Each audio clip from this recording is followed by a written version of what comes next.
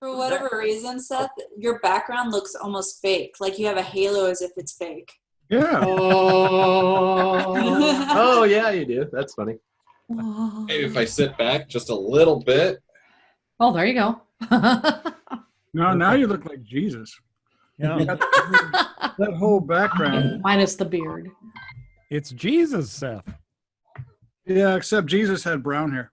And Welcome. holy shit, you got a haircut. Welcome, my children. He You're did like- get a haircut. You're all civilized and shit. And shit. Let's not go too far, Jenna.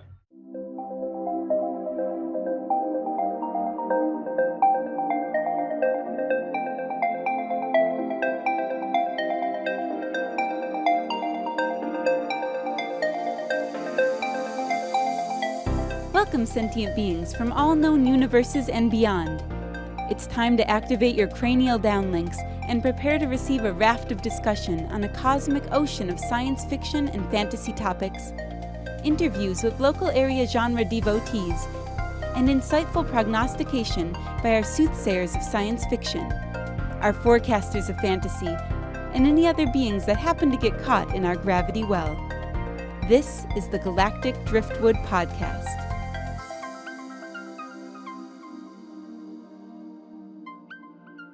Hello, and welcome to another episode of the Galactic Driftwood Podcast. I'm Bill. I'm John. I'm Linda. I'm Audie. Charles. I'm Seth. I'm Jenna, and joining us again for an awesome week as our guest star is Benito of Go RPG. Yay, welcome. And Thanks for having me on when I get to be a part of the show. So, our esteemed game master. Yes. Yes, Did you say Game Master or Gay Master? Because Game either Master. or. Wow. there is a difference. Ugh. Gay Master is not this podcast. Oh, Actually, maybe. I don't know. maybe. Yeah. Yeah. Don't always know So- what to think, you know. Not today's podcast. No. Today on Questioning Our Sexuality with John Powers. I question nothing. So today we're going to be talking about a couple I have of more movies. questions about your hair turning grayer and grayer each episode than I have about sexuality. So It's you Today that's we're making going to his hair talk about a turn gray. couple of episodes, or a couple of shows that, two shows specifically that were on Netflix, sci-fi shows that were leaving Movies? Netflix that we decided to watch. when you use the word we, Because Yeah, Because we after is a really COVID- strong term. after COVID, I think a lot of people are digging at the bottom of the barrel now to see what's left Right. to sci-fi realm to watch that maybe they were meaning to but haven't yet. Right. No, Bill chooses movies like a hyperactive kid chooses candy at the store. I mean, I'll watch anything with Scarlet Johansson. So Right. So two movies that were on Netflix that were leaving that we decided to watch before they were gone you're using the forever. we word again. And then another movie that Seth recommended we Pros. watch and talk about. And I had fully intended to watch, but didn't quite make it. But I still will by the next I'll believe episode. it when I see it. And so we're going to talk about those movies and whether we liked them or hated them and maybe what we liked about them, what we didn't like. They are still out there in the ether somewhere. They're just not currently on Netflix. So you might have to hunt for them a little bit. So the first one we'll start with is called Under the Skin. And it starred Scarlet Johansson as an alien. Right, John? Actually, that was never really established. no, she might have just been. When you read the reviews, it's like you don't know if she's an alien or if she's an AI tool created by an extraterrestrial force to collect. Or So- something. It's like even the extraterrestrial context is inferred. So it's Yeah. like So this movie took place in Scotland. Everyone in the movie speaks English, but fun fact, Scarlett Johansson is the only one you can understand without subtitles. But here's the fun thing that's interesting with, because this director had this for a long time, He is known for music videos being very powerful. He wanted to do something different because originally the book this is based on was about a Scottish farmer and his wife, and Brad Pitt was going to be a part of it. He's like, nah, we'll just do it with ScarJo, and we're going to do something different. So a lot of those conversations she has when the van stops, it's hidden cameras with people who don't know they're being filmed. Right. And you almost have to wonder if that's part of the reason they had her do her hair like they did, because there's an awe of her beauty, and then you have to wonder if they're like, wait, she looks familiar, right? But not quite. Well, yeah, Right. And some of the stuff I read said that they had to go through quite a number of secret filmings because a number of guys would not sign the release form after trying to be seduced by Scarlett Johansson. As part of the show. And What does that mean? Why do you think that is? Why do you think that is? I think that is because they either had spouses or girlfriends who, if they saw the video, would no longer be their spouses or girlfriends. I think it's that they acted so badly that had it shown. Poor acting? No, their behavior was so bad on camera. It popped off, maybe. Yeah. Well, I'm sure. They probably revealed their true selves. And had their significant others seen their true selves, they wouldn't have been significant anymore. They would have just been others. How many guys tried to literally jump in the van? I'll just take you there, I swear. Let's go. I'll help you, fair maiden. Right? Right. Fearless black void, you say? I'm in. As long as it was her void, right? Right. So, I mean, I don't know. I thought it was well executed as an experiment. I mean, it's not everyone's cup of tea. Sure. I would have preferred more background, or some background. Even some background would have been nice. From a storytelling perspective, I did not think it did a good job. I don't think it did either. I remember watching it. I didn't watch it recently, but I watched it years ago. Yeah. And I thought it was a horrible movie. Yeah. Really? What If you stuck with expect you? it to have a point, then you're going to be sadly disappointed. But if you just want to go on a journey, then yeah, sure. But now, if I'd known it was some sort of weird experimental candid camera, that might have been different, maybe. Well, it wasn't meant to be an experimental candid camera. It was meant to be a story of this woman who's an alien. Well, but that's not what I read, Bill. I've read a couple of different sources that the whole technique was meant to be an experiment. He knows it's a non-traditional movie, Right. and the lack of a background, and the way he said he was trying to film from the perspective of the AI doing the collection in itself, and that's where it kind of lends to maybe she wasn't really biologically an alien, but a tool, because she didn't exist. And then all of a sudden she does exist. She does this thing, and she's growing sense of awareness. Right. And as she tends that self-awareness increases, that's when she starts becoming less communicative, because she's spending more time in her head instead of externally performing the function. Right. That's her look for most of the show right there. Yeah, I saw her as developing more a sense of humanity as she went on, because you kind of see that in the way that she first captures, the guy. I'll call him the Elephant Man for lack of a name, because of sensitivity. Yeah. Because I want to do a couple things here. First, let's do a really quick overview of the movie. Okay. And then, since Benito is our guest and has actually made movies, I'd like to get his input. Sure. ScarJo reads a shopping list. There's the movie. I'd like to just laugh one more time at the idea that filming somebody thinking makes good cinema. What's that? Well, Charles had a good joke. Yeah. But you totally missed it, and it's sad, but we'll laugh at your expense. So, Cool. Yeah, so the movie, we start off, we see Scarlett Johansson basically undressing her double and dressing, and then she is kind of out on the streets, kind of trying to pick up men just randomly. And one of the interesting things is that she's always asking, do you live anyone? Do you have any family? Are you on your own? just kind of trying to establish, like, pick out the people that wouldn't be loners. missed was my thought.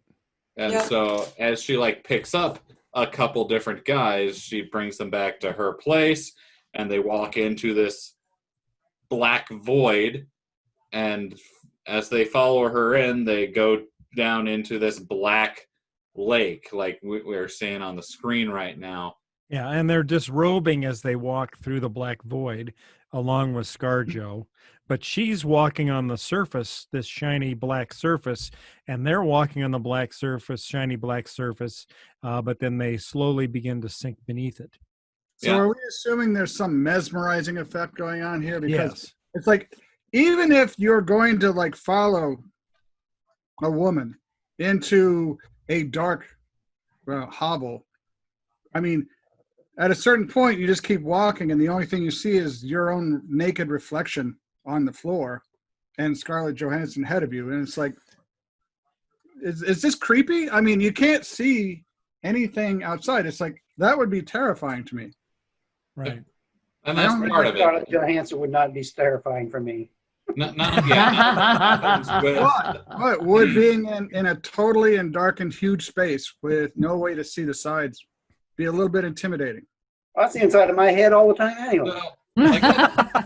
That's kind of the broad overview of how the movie starts. Benito, what did you think about the movie overall? I really like this movie, and it's just because it's the type of movies that I like to make also. And the thing is, I want you to use your imagination, because you can fill in the gaps and create a story that's more tailored to you or what you think. And I don't have to spoon feed you, because the things I'm spoon feeding you may not make sense to you, or it may not be your train of thought or your reality. And so if you can fill in those gaps on your own, the story becomes yours, and it's something that you believe and you will understand. And so that's what I liked about this film, is they gave you just enough to kind of give you an idea of what's happening, but you get to fill in the rest. Yeah. And I think a lot of times when you try to cram a big story or something into an hour and a half, you lose a lot. So you fill in the gaps, and then you just make it a great movie, or you make it a crappy movie. So in my opinion, if you don't like the movie, it's because you made it a crappy movie. Actually, Benito, what that reminds me of, makes me think of a quote from Stephen King in his movie, his book, A Memoir on the Craft, where he likens writing to a form of telepathy, and that he's encouraged writers to never try and put too much detail, because people are going to see what they're going to see in their head anyway.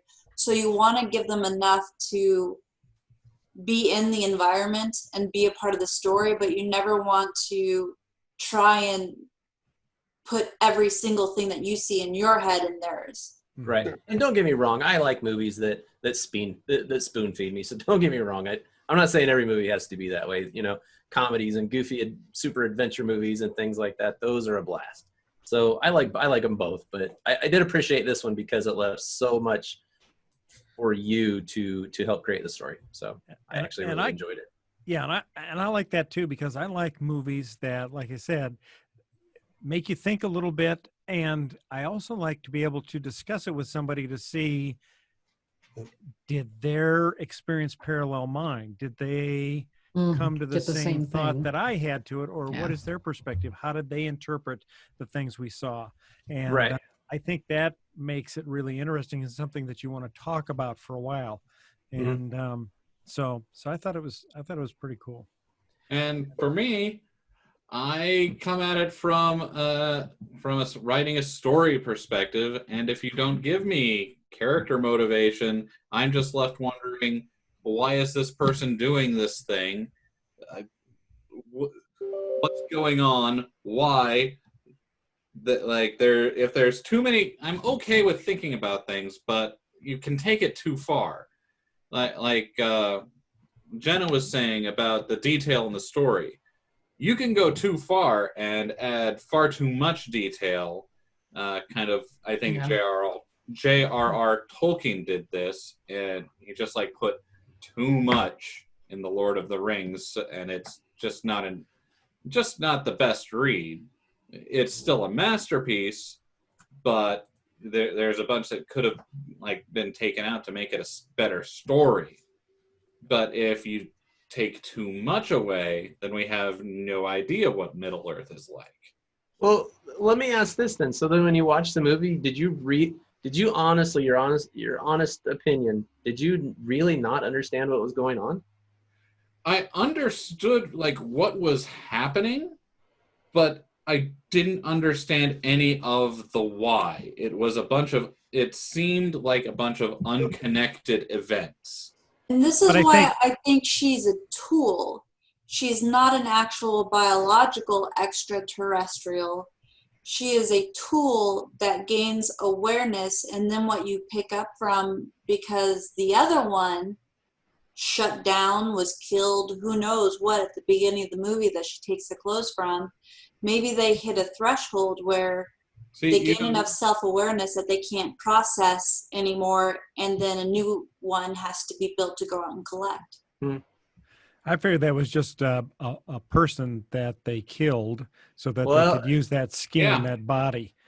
Because the skin basically was, you see at the end where she kind of, the skin gets torn off and she ends up taking it off. But the first thing you see is this guy coming up the stairs with that body. Like there's a vendor down at the bottom of the stairs that sells, dead girls' bodies. And it's like he purposely walks to the van, throws it in. He never says a word.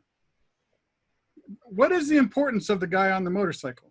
He's in my opinion, he's just making sure that things run smoothly. Like, I don't think that you can leave it up to one machine to make sure everything's done correctly. I think you need a backup plan, and I think it's a cleanup tool. Yeah, the cleaner is what I said. You're right. But once again, that's never actually made clear. We're assuming that. But do we need to know why? I mean, we can see what he's doing. I think they should make it clear why. Well, I think know why they're there. I think they kind of did because we see him, cleaning up after. For example, when she released the Elephant Man from the Black Void and let him go back home, we see the motorcycle man in the house, and he's realized that something's happened. And the next thing we do is we see the motorcycle man. You're proclaiming these things like they're facts, Bill. Well, no, I'm describing what happened in the show. So we see the motorcycle man there at the house, and he's looking around like something's wrong, and he's looking into the mirror that ScarJo was looking in when she was reflecting on herself, I think. You could just say that. He's looking and before she let the Elephant Man go. And then we see the motorcycle man. When did she let the Elephant Man go? Now, can we stop real quick and not call him the Elephant Man? They refer to him as the Deformed Man, and I think it's important because that was not makeup. No, I understand. That was generally his face, and he's an activist and an actor. Right. So, to refer to him as the Elephant Man, considering the historical. I thought it was makeup. I apologize. No, he is generally deformed in that way. Mm-hmm. Mm-hmm. Right. And so I think referring him as the IMDb cast refer to him as the Deformed Man because that is his actual face, which I thought was very brave and good in showing work given to people of alternative backgrounds. Like, let's do that. Sorry. Well, thank you, Jenna. Thanks. That's important. Yeah. So he heads out after the Deformed Man to take care of him, to eliminate him, basically. And he races to the guy's house where the guy's trying to get back to. He ends up hitting him over the head, throwing him in the trunk of a car, and driving off. And we never see him again. I don't remember him getting out. The last thing I saw, the Deformed Man was going into the black ooze, like that one guy. Right. And then he did get out, running through the field. Yeah, right. He was running through the field, and she walks out, and he walks out after her. Right. Mm-hmm. Like, what in the actual fuck? Right. Like, yeah. So, like, from one of the things that I was thinking, like, throughout the whole movie is, like, whatever the goal is behind these abductions, it's a bad plan. Why? Because she got, like, 2 whole people. Well, we don't know what the plan was, so we don't know if it's executed badly because we don't know what they're actually trying to do. Well, like all you have is assumptions, but in my assumptions, like she's there to blend in and get as many people as she can, and she's got this backup to clean up after her. Well, you're saying she's the only one doing it. That doesn't make any sense because with one human is only supplying such a small amount of energy, of food, whatever you want to call it. If this organism or this entity is needing people and things, people to gain things, one little person's not going to be enough. You have to assume she's part of a lot of them doing the exact same thing. Well, so I don't think it's a bad plan. I think that's where they could have. Right, and we definitely see that there's at least 3 motorcycle men because there's 3 of them that split off. They go searching for ScarJo when she disappears. It's art, Seth. That's just in the area she's in. We'll get takedown notices on that. That's just in the area she's in. You're talking about the 3 motorcyclists or 4. There could be pockets all over. Yeah, We're just seeing this part. We don't need to see all of them. Right. So we just know that there's more than just this one group. Right. No, we don't. We don't know anything. We know nothing They at don't all. do any background on this. Yeah. All we know is that there's ScarJo and there's the other guy who's probably cleaning up after her, but we don't know. Well, there's at least 3 of them. I No. know something. Yes. No, Bill's right. At one point, he was followed by 2 other motorcycle guys. Again, why? Don't know. Are you? Well, they split up. That's when ScarJo disappeared. Throw down his theories, proclaiming them to be fact, because there are no facts in this movie at all. There are to him in his mind. It's however you interpret it. That's how he interprets it. Here's a thought. For me. No, that's how he's interpreting it. He's interpreting it as if this was for fact to everyone who's listening to this podcast. Well, I'm not in. There are no facts in this movie at all. There are. There's a fact that there's 3 motorcycle men. Mm-hmm. Well, I'd like to hear Jenna's opinion. What's So that, here's Ani? a thought. So there are now, follow me on this. Yeah. There are now actual robots being used as an experiment in retirement homes. They have a purpose. So let's say you were going to do a film from the perspective of one of these assistant companionship robots. Mm-hmm. There would be consciousness and an act of awareness. They'd probably upload a program, and then you're doing your task. And if you're an advanced enough robot, in theory, maybe you start gaining consciousness because of all the things you learn, and then you shut down. What do you see or know of your existence based purely on that blip? And I feel like that's kind of the experiment. We're being shown the blip of a tool. So we're seeing an AI like wake up. Yeah. Like you just suddenly you're in consciousness and here you are. Here is your world. You have programming of what you're supposed to do and react to in the world, but you don't have the why. You just do, because that's the formula. And then as you're taking in information, you adapt. But I'd like to. There is something in because this struck me. It's been a while since I've seen this movie, but it's very similar. I thought to like Life Force or Space Vampires. Remember that one? Yeah. Except that actress didn't need fur coat to do her job.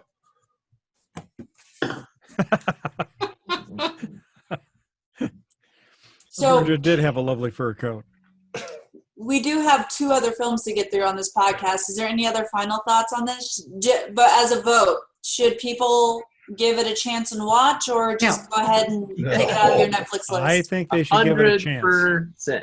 Let me ask John something real quick too. Oh, please. So, John is probably the most vocal about not liking this movie. Did I didn't like it? It's like I don't think it's a movie. I really don't. I don't think it exists as there's no premise, there's no plot, there's no nothing. But okay, go ahead, please. If you want to take that as dissent, yeah, sure. So my question is, here's my question. I feel like you have a lot of questions you don't understand, but you've watched it now. I want to know your honest opinion on what do you think that it was about? Based on what little bits you were given, what kind of story did you put together? What did I put together? For a story. Basically, alien robot designed to be seductive, with minimal vocabulary, lures men in and sucks the meat out of their skin to transport to an alien planet for some strange reason. Okay, no, we didn't know Okay. anything about the planet. No. Well, it's just all right. So Well, that's you know where what- you draw the line in terms of. But I also remember. So But John, I think you got it. I think that's what the premise was. for I me, think you it got is. it. But it's like if people like to have premises, if people like to have plots, if people like to have character dialogue, you are not going to like this movie. You're going to have to imply everything. And if that's what you like, it's like this. I told Seth and Bill that I now want to find Scarlett Johansson at any convention. Oh no. And I'll stand in line all day, and I'll only have one question. I don't need you to sign anything. I don't want to. Wow. I just want to know what the fuck were you thinking when you did this movie? And it's like, was it money? Did you need money? Because you were doing MCU stuff at that time. Is it where you just felt like doing art flicks? Did someone have pictures of you? What? Why did you do this movie? It's like, I want to know. That's what I get. That's out of this movie. That's what I want. I want to know why she did it. And here's the So thing. there's this amazing thing called the internet. Yeah. Where she does talk about why she did it and why she just wanted to leap out and try something different, because there's a reason that this is her only agreed upon fully nude movie, I think. Well, then And what it was is her first. It was at minimum her first. You obviously read it. So why did she do it? No. Now you have me irritated, so go look it up yourself. It's an easy question to find. Yeah. I I remember was one going to say, I'm glad that we've now had John explain on the program exactly how he's going to get a restraining order from Scarlett Johansson. Threaten Scarlett Johansson. I am going to be very humble because I sincerely want to know. Yeah, that'll help. That Well, I'd and- like to see. And here's the thing. This was not a spur of the moment decision by her to appear in this No. film, because she had been talking to the director about it for 4 years before they started filming. Mhm. So she knew what the plot and premise was, and she had been considering appearing in it for up to 4 years before it actually started filming. But I remember when I watched this thinking it could be the whole alien kind of deal, or I don't remember thinking that AI, but it also just could be a woman that's escaped from a mental institution.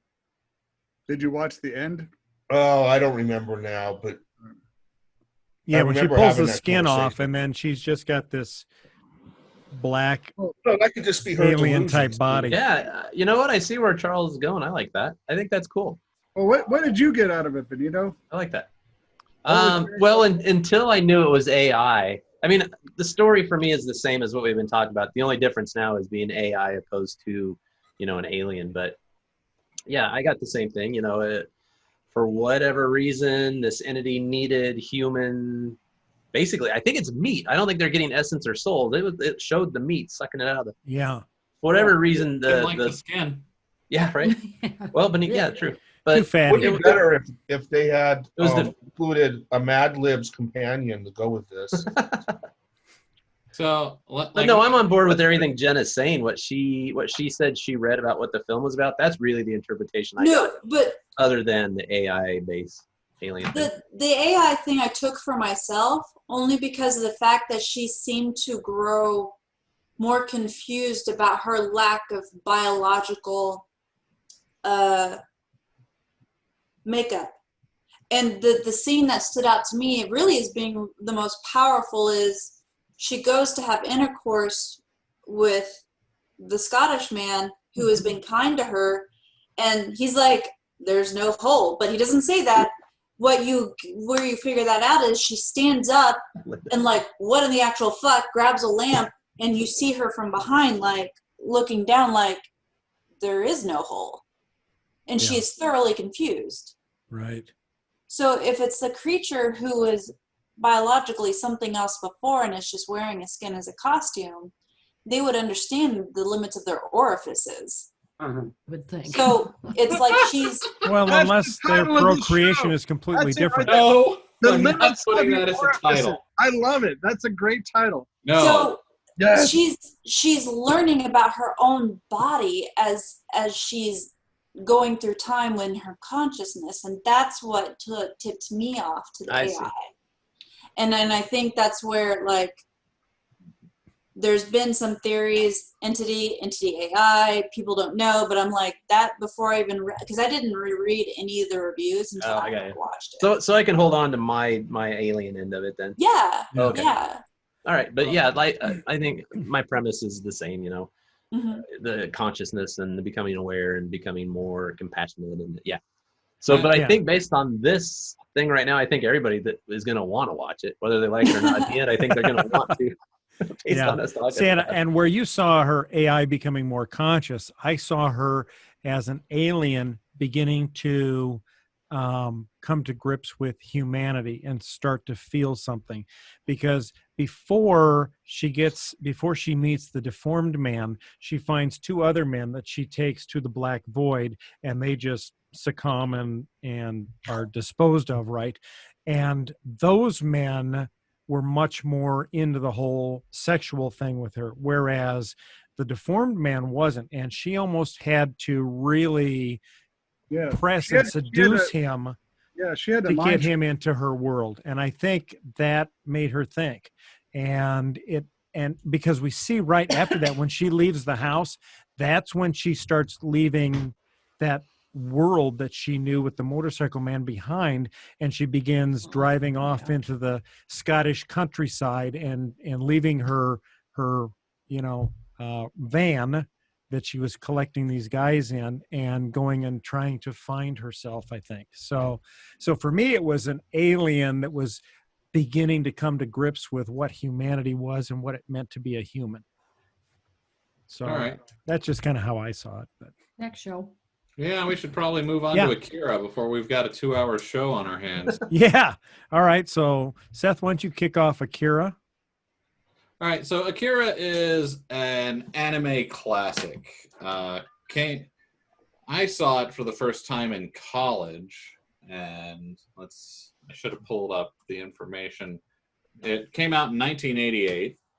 So, this is really kind of classic 1980s anime, which would get off into the weird and woolly. But so Akira is kind of follows around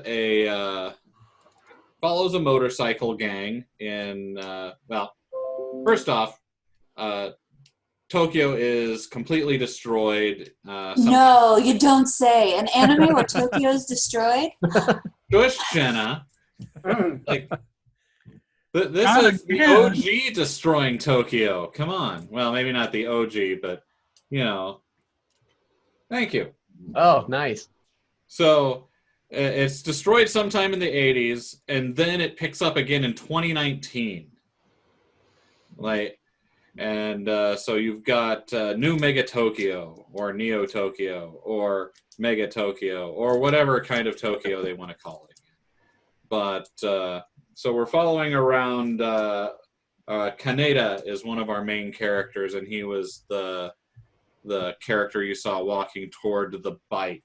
And they go through. So the two characters you really follow are Kaneda and Jenna, help me out, or Benito. It's still on my list too. Like I said, we're trying to dig up stuff at the bottom of the barrel. No, Tetsuo. Benito. Yeah, you're talking about the girl? Yeah. No, not the girl. Kaneda and Tetsuo. Tetsuo? Yeah. Okay. So Tetsuo they're in a big motorcycle altercation with a rival gang, and Tetsuo runs into an escaped lab patient from somewhere else in Tokyo. Mm-hmm. And that kind of kicks off the main plot of when the government comes and picks up this lab experiment again, they also take Tetsuo, because something about their interactions started the development of Tetsuo's mental abilities, right, and telekinetic abilities. And as the movie goes on, you find out more about the program that the government is running, where they're developing and experimenting with children with psychic abilities. and telekinetic abilities, Telekinetic, yeah, and it's- Tetsuo's abilities keep growing and growing, and it creates problems for everyone. And in the background of all this, there's civil unrest and politics that are happening behind the scenes. The different characters all have different motivations for doing what they do. Tetsuo is kind of going crazy with power, but that's kind of because he's always felt stifled and without any sort of guidance or any sort of self-determination in his life. So he gets a little bit of power and kind of instantly goes off the dark side, but keeps getting more and more powerful. And throughout this arc of the story, you're finding out more. They gradually give you more information on Akira, who was the source of what happened 20 years ago that destroyed Tokyo originally. And so that's kind of one of the main mysteries of the movie is who is Akira and what the hell happened, and why is it maybe going to happen again? Right. Yeah. So who's all seen the film then? Did anybody watch it besides Seth and I?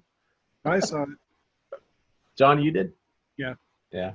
It's been on my list forever, and I need to watch it. And that's where, because it's like anyone I know who loves anime and considers themselves an aficionado needs to see it. It's like you have to see in order to understand, as one of those foundational inspiration points to what came after. Yeah, it's really fun. I've lost nerd cred by not seeing it yet. I understand. Just the art alone, just imagining drawing every cell. Well, to make this incredible movie is just amazing to me. So let me see if I can actually pull up this image in its own. There we go.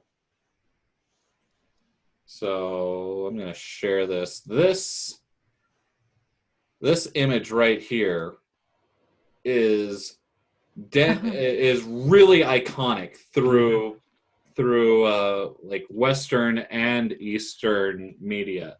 Yeah. Like so many people in both in animation and out of animation have replicated this slide scene from motorcycle slide from Akira.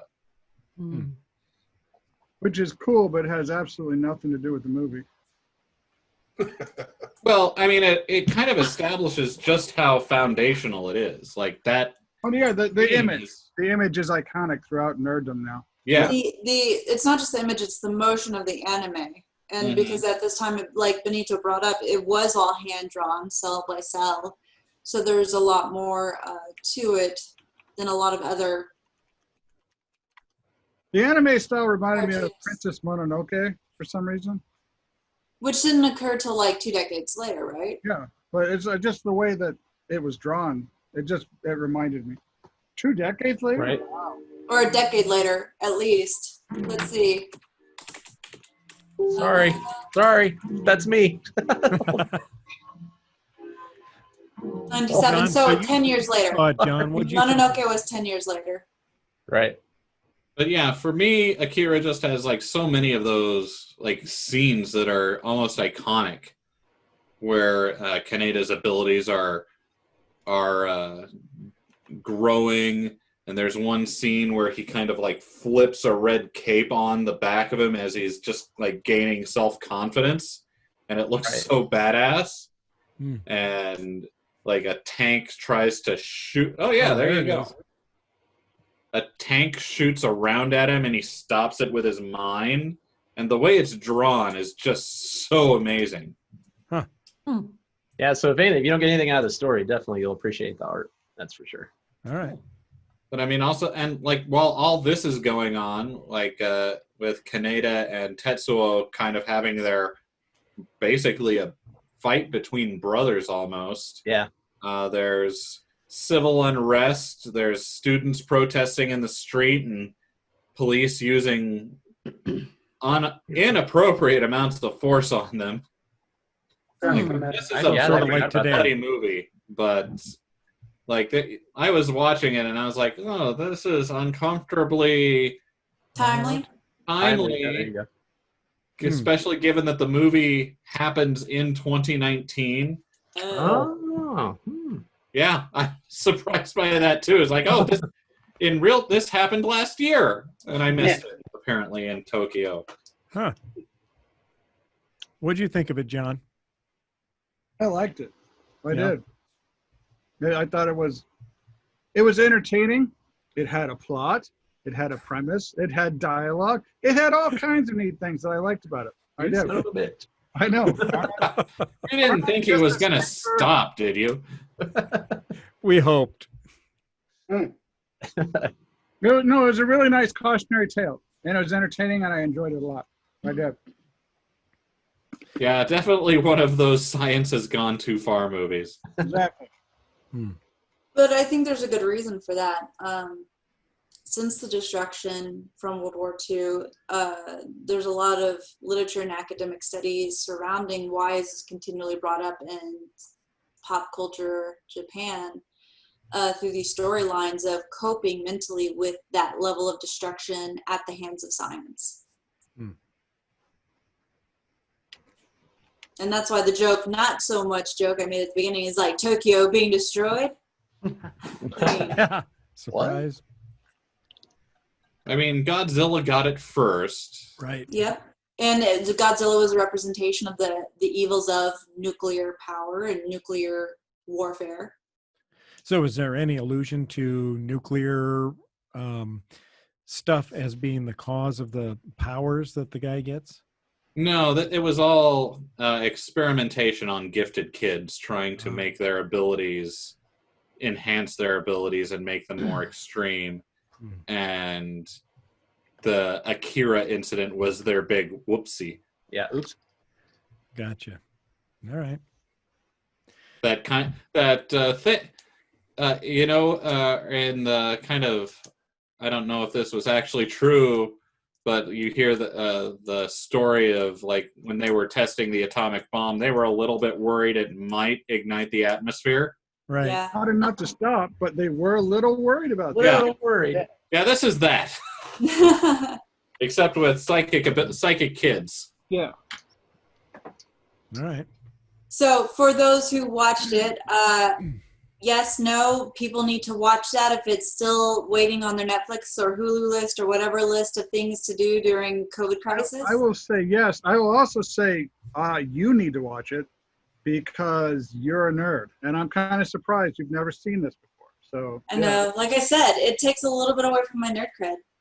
But I saw all that other random anime we talked about in our last podcast. So Yeah, so Akira is a classic, and it's a classic for a reason. Like I think it deserves a watch. It's aged remarkably well. it really has. Yeah. Like you can obviously tell that it was originally voice acted and synced in the 80s, though. So there's a little bit of disconnect, but a little bit of the like mouths not matching the Sort of like words watching they're your Godzilla dubbed. Yeah, there's a little bit of that, but overall the voice acting is remarkably good for if you watch the dub. Superb. So if you don't like reading and like on your first watching, I would really recommend not doing the sub just so that you can see more of the artwork. Yeah, Yeah. I agree. Some people are going to attack me on this, but don't at me. All right. Sounds good. I will definitely check it out. So I guess that's kind of Akira, and you told me you were going to watch it, which is why I'm going to name this episode Bill the Liar. well, that still works because Bill said we need to watch these awesome movies called Under the Skin and also Tusk, and John has been fervently calling him a liar.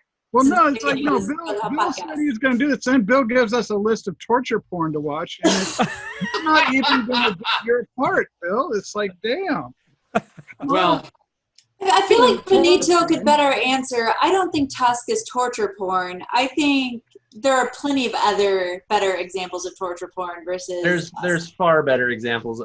I think with Tusk, you're not getting all the porny parts. You just get the end climax. You It know, is not a sex I exploitation. retract that. I take it back. It's not the best bang for your torture porn dollar. right. So, speaking of Tusk, it is a brash and arrogant podcaster gets more than he bargained for when he travels to Canada to interview a mysterious recluse who has a rather disturbing fondness for walruses. And I will say I had not realized it was about a podcaster, but considering this came out in 2014, before the podcasting movement really set up, I always actually found it like very predictive on Kevin Smith's part. Yeah. Yeah, which is kind of surprising because I like viewed his own documentary on the making of this, which I shared the link to you guys. Did anyone watch it? I watched quite a bit of it. He was baked every minute, every second of that movie. It's like every time he's on camera, he is on at some level of doobied up, and it's like. Oh yeah, no, he's a wake and baker. He totally admits it. I had the chance to hear him speak at Planet Comic-Con. In 2015, 16, whenever Stan Lee was there, and he was like, the man was supposed to only speak for maybe an hour and a half. It went 3 hours. He is a prolific storyteller, and I'm saying right now, anyone who ever gets the chance to see Kevin Smith live, do so. All right. But I like how it's the movie started off as a dare. It's like they came up with this idea. They found the guy who invented an ad in England somewhere about a guy renting out a room, but the only price you have to pay is you have to wear this walrus suit for an hour every day. And the guy would like throw plastic food at him, and that's it. But then Kevin took it to this level. And it's like on the podcast, which is why the documentary I put up is Walrus Yes. It's literally, he said, I will make this movie if I get enough twits that say Walrus Yes, or I won't make it if you want to say Walrus No. And it's like, everyone said Walrus Yes, so he made this. And it's like, Linda, see if you can find a picture of the guy in the walrus suit. he was worried that it was going to kill Oh, his there's plenty of those. But he also said in that little bit of that little clip I sent out to everyone, which is kind of like a much shorter version of why make this, is that he was out of stories about himself, and he loved the rubber suit genre of classic sci-fi horror movies, Godzilla, the movie like, Rubber, and this was like, well, it was an interesting hoax prank that the guy did posting the advertisement. So let's just see what happens. Let's just do something completely different that doesn't match anything I've ever done. I'm done making films about my life. I'm done making films about my friends. I'm out of ideas. Oh yeah, let's mutilate a human and turn him into a walrus, and let's film that. It's like so. Well, so I thought about, because I found this movie quite disturbing. cause I watched it a little while ago, probably about the beginning of this whole COVID thing, and it'll still come up in my mind occasionally. And I think this is going to be on my mind for a while. But the way I would describe it is it's coffee-esque, Meaning, right? Meaning, You mean Kafka-esque? Did I get that wrong? Kafka. Franz Kafka. Yeah, cockroach, that whole thing, transformation. Turning into a fly. And I think this is what I remember about Franz Kafka's stories is there's always sort of a joke in there, which is what makes it hard to read, I think. So, like, I think in the where he transforms into a fly, like nobody in his life gives a shit. Right? His family go in the other room and finish it, you know? Yeah. And, this is very similar, because, like, as this guy's being turned into a walrus, really you find out nobody in his life cared much. They don't really want him to come back. Yeah, because I was, well, so anyway. For me, the movie started out as a horror film, but then like halfway through, when the French guy comes in, it seems to turn more into a comedy. And that kind of threw me off. I was like, if it had been comedy mixed with horror throughout, I think I would have been more okay with it than I'm all invested in this horror film, and then it just kind of gets ridiculous in the end. And I'm like, yeah, it's kind of lost me at this point. And I had a lot of questions like, the guy that's being turned into a walrus, when he gets his legs amputated and he ends up finding his cell phone instead of calling 911 or whatever they There's dial no in 911 Canada. in Canada. Well, there isn't? Are you sure? I'm like, he wouldn't know. There is no 911 in Canada. And then, you don't know what the emergency numbers are. Exactly. You don't know what Canada's emergency number is. So, yeah, what are you going to do? Huh. Benito, what do you think? I literally hate this movie from beginning to end. Tell us why. I hate it. The acting is terrible. It's just, the premise is just unbelievably stupid. I just can't. And I love Kevin Smith, so don't get me wrong. It's not a bash Kevin Smith thing. I just can't do it. I watched it for the podcast. I'd watched it once and hated it. And I thought, I was talking to somebody at work about it. And they're like, no, you better give it another try because it's actually really good. So I tried to go in with an open mind, and I don't know, 5 minutes in, I hated it again. Incidentally, Canada does have 911. Literally hate that movie. Literally 911? Yeah, it says Yeah, Canada 911 was adopted in 1972. Okay. Winnipeg initially used 999, but then they switched. Oh, who cares about Winnipeg? Right. So anyway, but I thought it was. Go ahead, Benito. Sorry, I didn't mean to. No. I was just gonna say the only part of this movie that I ever get anything out of is when he's forced to learn how to swim, and he drags him in the water, and when he starts to go down into the water, and to me it's like take that breath and get it over with. But seeing the other walrus that had drowned and was starting to decay, and you could see that the tusks were screwed into his skull, and I appreciated that scene a lot. I thought that had a lot of weight and a lot of thought to it, and I really that's it though. That's just that one scene that I can get around or that I can get on, grab a hold on to it. But man, I don't know, guys. I'm just not the one to talk to about enjoying this movie. It's not realistic. The human body couldn't take that kind of shock. There's no way that could possibly happen. But I mean, that's the part. I mean, that you didn't like. It's like, was it not gruesome enough for you? I mean, you're actually a professional at gruesome. No, John, he said that's the part he did like. I know, but the way he talked about it is more of professional applause. He gave a little golf clap to Kevin Smith for that. He didn't really say that it expanded his enjoyment of the movie. He just said, "Oh, that's cute. I like that. Maybe I'll use that in something I do later." That's what I got out of that. You professionally complimented Kevin Smith on a piece of gruesome horror. So, I appreciated it not on a gore factor, but on a technical connecting to the character. Like, you're going under, I'm going to take that breath, I'm going to end it all. But then he sees this thing, and for whatever reason, he has that light switch that flips, and he decides, I don't want to kill myself. I'm going to go back up and try and endure this. But yeah, I don't know. Yeah. What scene bothered you the most, Seth? I didn't watch this movie. Seth! Oh, that's right. I forgot. Seth loves to comment about things he's never seen or read. Busted. Well, okay. it was something I actually felt bad about up until I learned that Bill didn't watch Akira. I don't feel bad about not watching Tusk now. Like, given the description of the movie, and I watched the trailer, I was just like, this doesn't really look like it's the thing for me. And then today I was like, nah, I'll go ahead and watch it. But it was off of Netflix. So this is part of the problem of just picking things that are going off of Netflix at the end of the week, Bill. In that case, what part did you find the most disturbing, Jenna?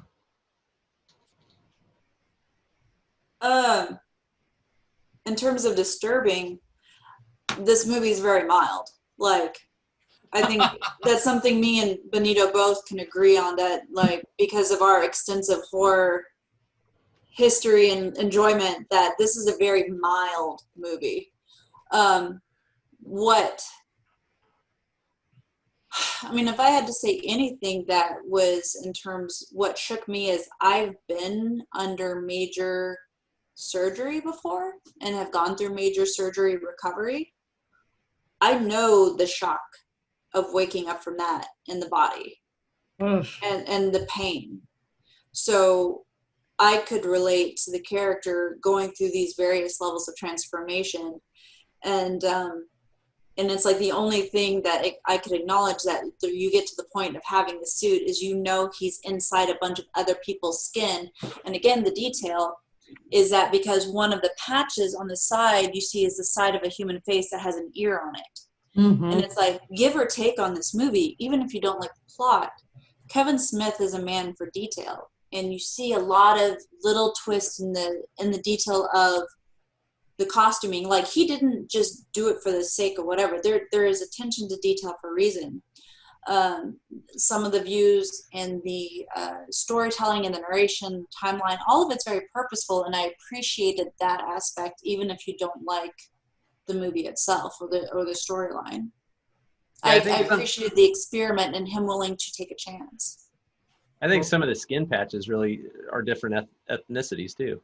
Yes. Like, I think there's African American or Hispanic, and I'm looking now. There's just all kinds of different ones on here. Here's what I found the most horrifying of this whole movie is that at the end, remember he's in that hut that he would Yeah. Zoo. and his friends are there, Yeah. and they throw him a raw fish. And Yeah. he's still human. It's like, I think he'd like that cooked. It's like, but they're literally, the world is now going to treat him like an animal. Okay, but that's the unbelievable part. But I Yes. know the intention was, because I remember listening to an interview, was that right when he kills the skin maker. Yeah. At serial that killer. point, he actually becomes a walrus mentally. No, I don't think that's believable. Right. I think that's one of the problems. And even if that was the case, I would have thought that once his friends rescued him, they would have provided him with some sort of medical attention so that he could be returned to some semblance of normalcy. Or maybe they couldn't. And maybe he goes through psychiatric treatment to get back his That's humanity. what you'd expect. That's what Yeah. I mean. If I found you transformed, I would do those things for you eventually. Right. After I got tired of watching you be a walrus for a while, Thrash I around would and take eat raw you and get fish. that done for you. But I think Jenna has something to say. I was just going to say, I don't know if you all have ever been in massive pain before. Like, I don't know your backgrounds, if you've ever been in a level where you are in only when I watch anime. Jesus Christ. How dare you? I know where you live, sir. I know where you live, and I So think I know Linda what you're would let me. So I trust her to make financial decisions and have like a insurance on you. No, I don't know if you all have ever been in intense, long-term physical pain and what a mind fuck it is. No, I have not. And I have. And so I could relate to, you're in intense physical shock and pain. You're living minute to minute anyway because of that pain, and now you have no idea if you'll ever saved. Your life is over. Like, I felt like he went to the walrus to escape the existential crisis of the physical state, and that he has no idea what's going to, all control has been taken from him. And that's a weird flip, because this is a guy who is a podcaster who has made his new, because he talks about New Wallace. He has made money and fame off of commenting and being in control of other people's images and taking advantage of that and looking from the safety of a computer to make fun of them. Mm-hmm. And now he is in a state of no control and others perceiving him. His humanity is gone. He's now an animal. He literally has no human status whatsoever. Well, actually, hold on. So one of the things that I found about this that it's haunting, and like I said, it's similar to me to a Kafka novel, and which is, it's sort of like this game of what's even more horrific than that. And so like when the guys transform into the Fly, I hated them. you find out that like when no one gives a fuck. So that's like even more horrible than being transferred into a fly. Well, Mary, So just to actually, it's one level lower, and that's what makes it so intense. I don't even think it's a fly; it's a cockroach. Maybe it's a cockroach. A pest. It's a long time. Or I think in The Trial, he wrote a book I think called The Trial, like that. And the guy's put on trial, convicted of murder, or not convicted of murder, but convicted, but never finds out what his accusation was. Mm-hmm. well, It's horrific, but there's this whole another level that's not mentioned.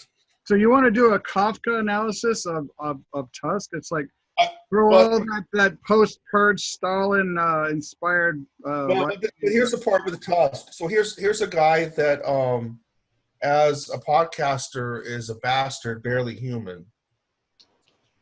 And at the end, he's a walrus and he cries a little. Mm-hmm. That which sums is it up. touch, right? So I looked at it. He was a human who was mutilated, and he's crying because no one will help him. And they're throwing cold You're fish. looking at it wrong, John. I'm sorry. Well, through the lens of Kafka, I can see how you can say that. Well, I think it was. I think it's a good comparison, Charles. Yeah, But because it actually is. It's like I didn't think. I forgot about reading Metamorphosis. It's a long time ago for me too. And so. it was what I now remember. You reminded me is that he turned into a cockroach, and you're right. Nobody cared. Nobody even said anything about him being a cockroach, and that's kind of how that was near the end. He's a walrus. Okay, then. He's a walrus. Well, and I think it was interesting that she says at the end that her father tells her the one thing that separates humans from animals is that humans can cry. Yeah. And then they turn to leave him with the raw fish, and you see him crying. So Yeah. you know that there's still a human in there, but basically they've turned their back on him and left. Yeah. But here's the thing. He kind of turned his back on her Yeah. Right. in the way he was treating her. And cheating on her. Yep. And his partner, who he made fun of and diminished behind his back. Yeah. Like it was himself first. They were both cheating on him, though. Well, but I think he started. He started it. He started it. Perhaps that is true. Yes. But yeah. Still, I mean, it just the idea of them throwing a cold fish to him. But wait a minute. Well, let's look at that. So maybe that was the last time they ever see him, and the cold fish is the middle finger. Fuck you. We're out. Right. Well, they that seem could to be. Yeah. That's horror movie right there. Like, What was that, Seth? That's horror movie right there. Like the middle, throwing him the fish. So that's the middle finger, and they're out, leaving him well, there. they did express a great deal of sadness at that time, but yeah, that might have been the last time they go. It's like we just simply there's no more that we can do. You are a walrus. We're people. We're gonna do people things. Ciao. Have a nice day. And it's so, and then I also because I did see Kevin Smith speak to this, I accept it for what he was just trying to see what he could do. It would have made maybe a better short story instead of a movie. Because the prank, it was an interesting one. And Yeah. I do think there is a kernel of something there that you have to appreciate creativity wise, because even Johnny Depp was willing to do this, and just be a part of the experiment. Because I don't know because I didn't get a chance to watch the link that you posted, John, because I felt like having heard Kevin Smith talk about it, I was pretty equipped for this podcast. Him and Johnny Depp and his ex-wife, they're close friends. Like, I don't know if you all realize those were their daughters, the two clerks. Yeah. No, I didn't know that. That's awesome. Yeah, the clerks. That's Kevin Smith's daughter and Johnny Depp's daughter, Huh. who then Kevin Smith later took and made yoga hosers, which a lot of people had like a problem with. But what that point had been for that movie was to create a sci-fi B movie that young girls could look at midnight on a Saturday night and look up to, like he looked up to those cheesy sci-fi films at a midnight showing on TV when he was a kid. He wanted to give young girls that same B film, cult classic, here are your heroes. Are we going to watch Yoga Hosers for this show? Maybe. I am down with that, but no. So it's I think artists, and he is a true artist, have to be able to do and go and do whatever they want, even if you don't like it. Again, maybe his story, it's not a great story, but you could see he still put everything that he knows how to do skill-wise into it. I thought it was disturbing, which is everything. I think that's the emotion he wanted me to have. I think he wanted me to be disturbed. Oh, yeah. Or he was successful. yeah. You know, it wins. It's like Justin Long being transformed. It's like it was weird. I really, I think it would have been happier if it had been Shia LaBeouf, because like I would love to see Shia LaBeouf transformed into a walrus. That would actually be a comedy for me. Anito, is there anything in the film, if you were to have input on it, is there a way you would have changed it to make it more appealing to you? I think being in the industry has jaded me for sure, but I thought it was shot too bright. I thought anytime the walrus was around or anytime we saw it was That's too bright in your face, and should have been a lot darker.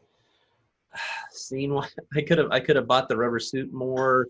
I could have believed more of it if it would have been just a little bit darker. I think anytime that you drown something in light, which you shoot that way, but then you bring your levels down later.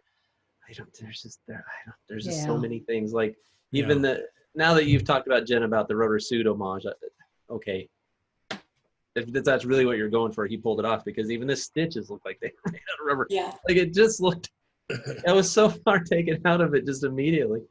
But my input would be,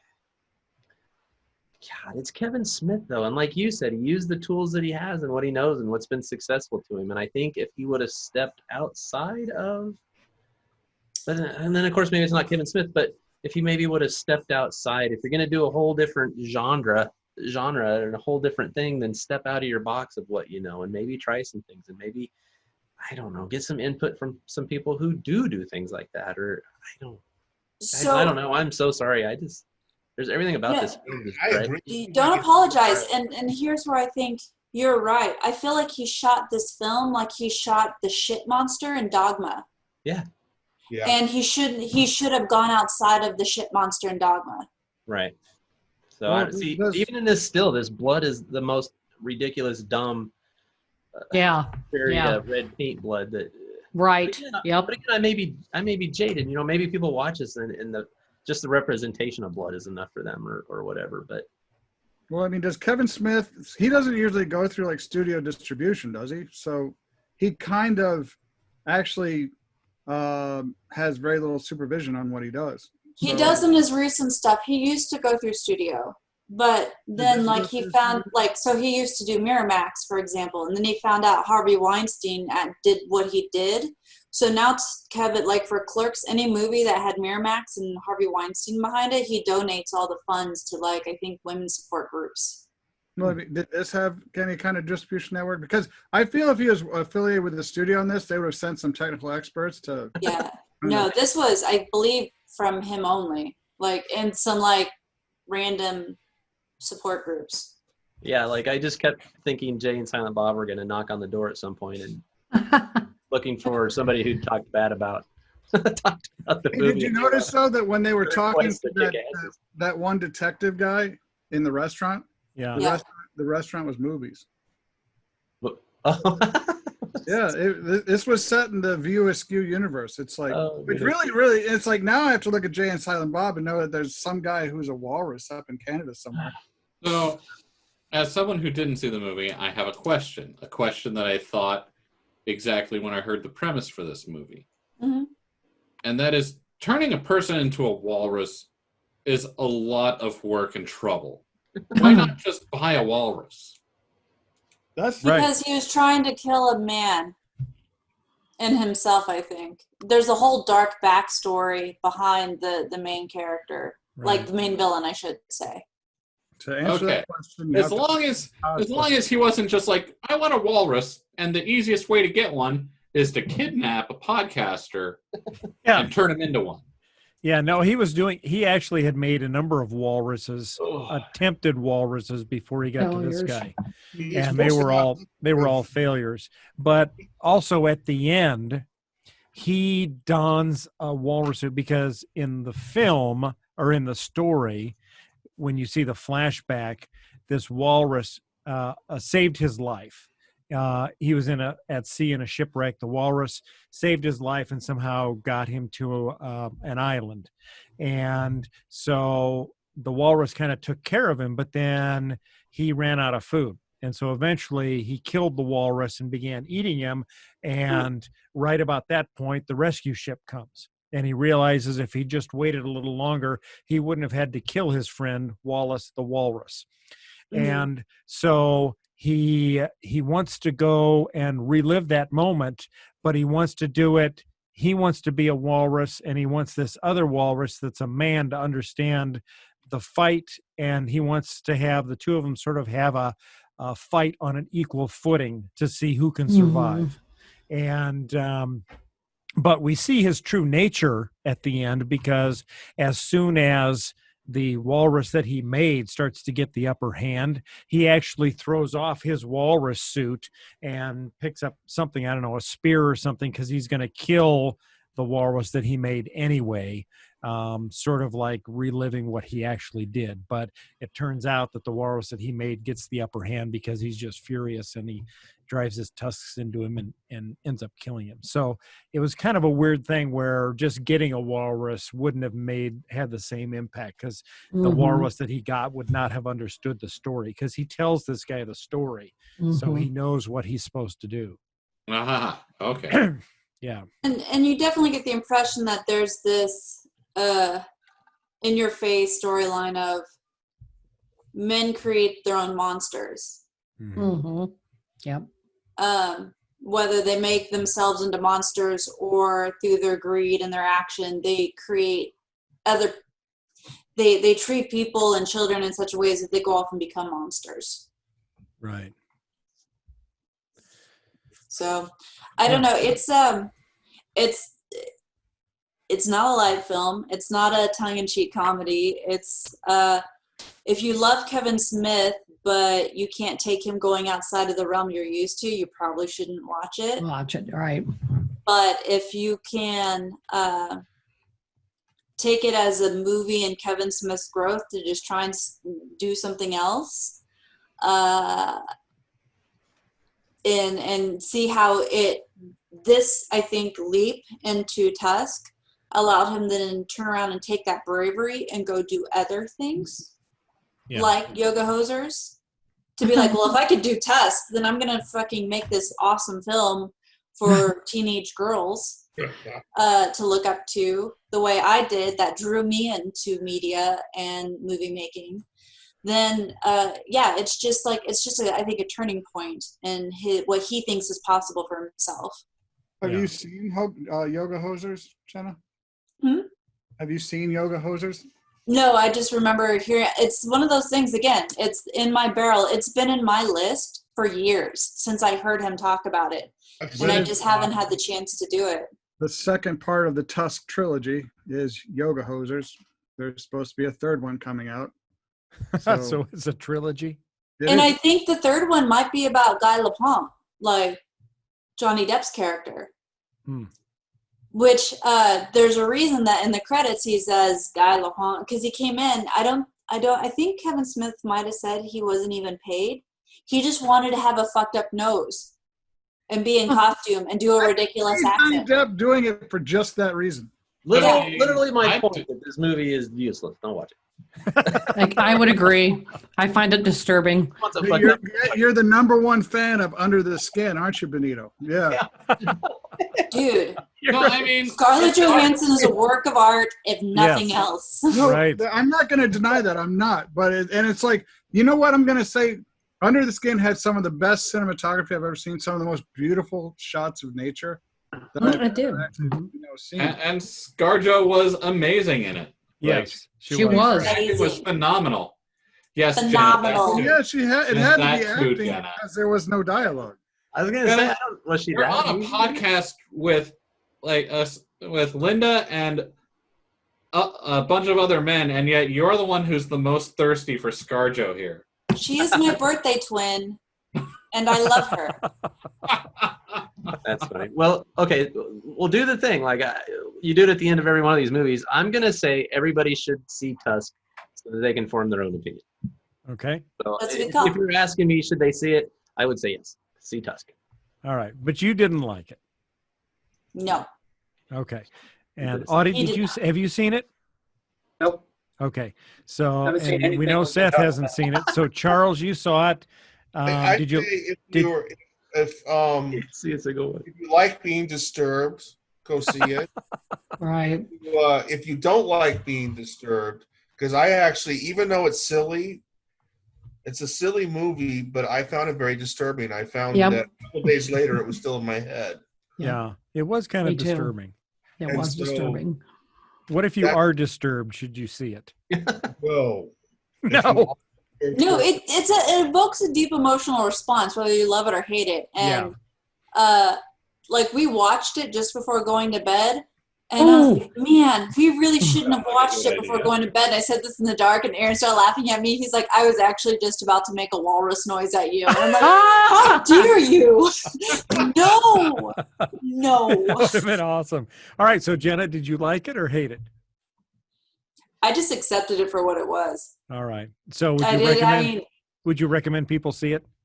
if you're a Kevin Smith, if you are a lover of Kevin Smith, like I said, I think you need to see it at least once to understand how his Yeah. career shifts. Okay. Mm-hmm. Oh, and Charles, Well, did you like it personally? I'm going to say it was definitely better than Chasing Amy. Okay. I don't think I've seen that, but okay. All right. And John, your No. thoughts? I will say it was better than Swiss Army Man. Swiss Army Man was a kind of a lot of horseshit. I don't know if I've seen that. I have not seen that. I don't know. It was all right to me. It was okay. But it's Okay. like I agree with Jenna. It's like you should see it. It's good. It's like she said, she was disturbed, and that's what he was going for. It is a disturbing movie.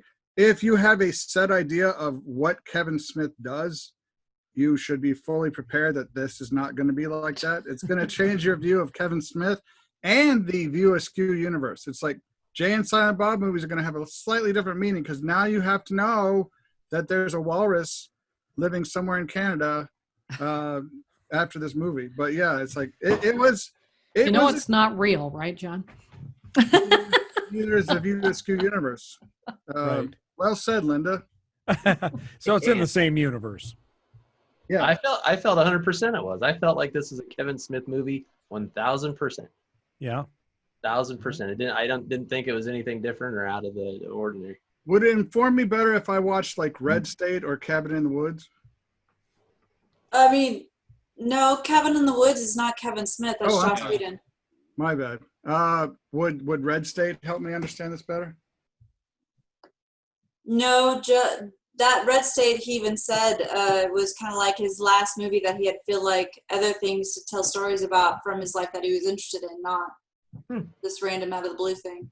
I guess I need to see Red State. I didn't even. Yeah, I I don't haven't know seen that. I haven't seen it either. So Huh. Next time. Yeah. Red State. Well, I mean, we won't watch it next time unless it's going off of Netflix. in 2 weeks.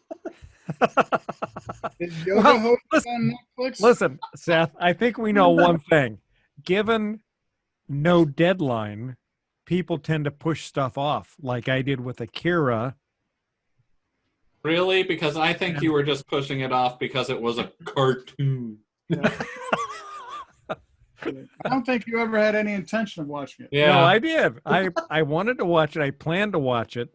And now that you don't have any reason to watch it, It's out. you won't watch it Do at you all. have any more free time, Bill? It's quarantine. You have all the time to watch He's a working. He is not. I am He's working. working. He's not I have a working job. 24 hours a day, 7 days. He's working less because I know you at least save the time for the drive. work. I mean, You know, that's 10 minutes, right? Under 10 minutes. so over the course of a week, that's more than enough time to watch, at least some We of them. could Bill likes ground to watch Rick and What's that? Morty. That's a cartoon. Oh, Rick and Morty's so good. Yeah. Rick and Morty's awesome. What were you saying, Benito? We could ground Bill from D&D until he watches it. Oh, Go right ahead. Oh. Go right ahead. He's dead anyway. Gonna need a 10-page essay on I'm not. Akira, Bill, before you can. I'm not dead yet. oh shit. An So experience uh, I'll deficit. play your character. You're my zombie anyway. yeah, no, Red State's interesting and it feels timely too. Because Really? I watched this back when it first came out. Set in Middle America, a group of teens receive an online invitation for sex, so they soon encounter fundamentalists with a much more sinister agenda. Ooh, Oh, that sounds topical. vaguely Yeah. realistic. So, that. All right. Well, do we got anything else on any final thoughts on any of the movies we've talked about today? I don't think so. I think if nothing else, people need to just stretch their creative watching legs and Get instead outside of your rewatching box. something old, try something new. Oh, Yeah. You guys, I have seen Red State. Okay. Yeah. Loved it. Now that I know what it is. Okay. All right. Sorry. Just Good to No, know. I did the same thing just now, Benito. So I get it. Yeah, I didn't realize I'd seen it, but yeah, I really, really like that movie. Okay. Cool. All right. Well, cool. Well, thanks everyone for joining us for another episode. We hope you'll consider checking out the movies at least that we talked about and see what you think. And if you like them or hate them, feel free to let us know. Leave a comment. Yep. Leave a Yeah, comment. If you've got another movie you think we should review or watch or be horrified by, leave a comment. Yeah, and if you liked what you heard today, remember to like and subscribe, and maybe go ahead and check out the other shows on the Synergy Nation, such as Go RPGs with our good friend and now frequent guest, Benito Garcia. Thanks for having me on. I always have so much fun. I like that not everybody has the same opinion in it. It's fun to hash things out. So It is. Well, we appreciate you being on. Thanks, Benito. Yeah. So, all right. Well, thanks everybody. I value We'll your see you opinion again. I value your opinion that Under the Skin is a movie. That is. And John's got to get the last barb in. So, All right. Well, thanks everybody. We'll see you again in 2 weeks. Take care. Be safe. Bye-bye. bye. Bye.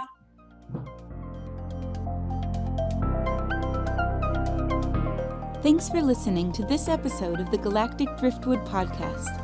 For more information and past episodes, please visit our website at galacticdriftwood.space or subscribe to us on YouTube. And now, please deactivate your cranial downlinks, collect your towels, and be sure to watch your step as you exit our gravity well.